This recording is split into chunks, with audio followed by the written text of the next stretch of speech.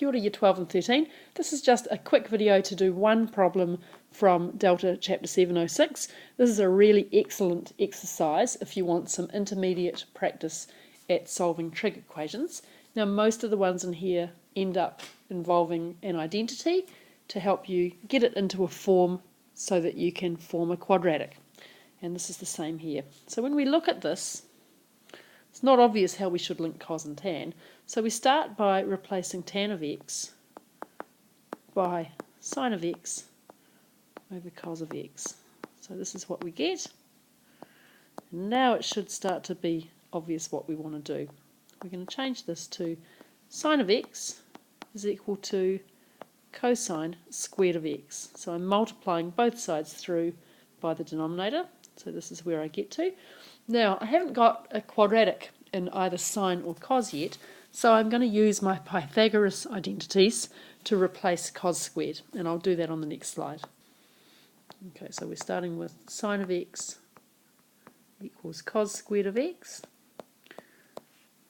So we have sine of x equals 1 minus sine squared of x. And just remember, we're just looking for a solution between 0 and 90 degrees, so that's going to make life a bit easier. Right, well I've got a quadratic, sine squared of x plus sine of x equals, minus 1 equals 0. Let's clean that up a bit. There we go.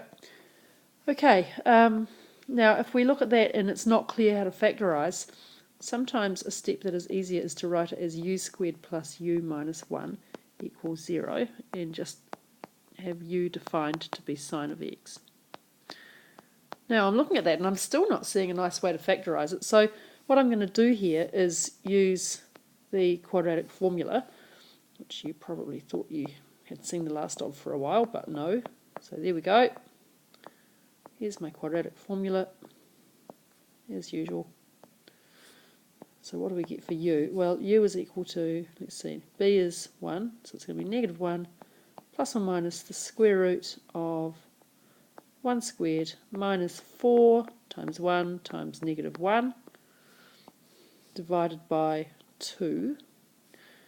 So we get two values for u. We get negative 1 plus or minus the square root of 5 over 2. So we need to look at both of those.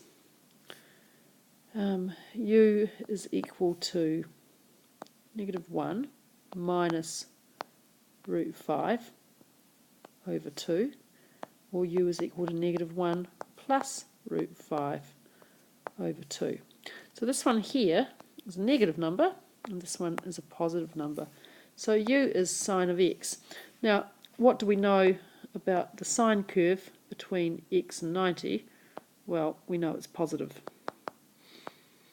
So the value that we're interested in, remembering that u is sine of x and not x, has got to be positive as well. So we're just interested in this one, and we're going to ignore this one. We should write down some reasoning for that though, so we'll do that. So we can write this. So for x between 0 and 90 degrees, we have sine of x positive, so we're going to ignore sine of x equals negative 1 minus root 5 on 2. Now that's pretty full working out. You wouldn't need to write all of that in a test, but you want to show whoever's reading that you've thought about why you're rejecting that solution. So what we can do here is we're just going to work with negative 1 plus root 5 on 2, and it's time to stick that into our calculator, and we get out 0.61803, which is an approximation, but that will do us for this question.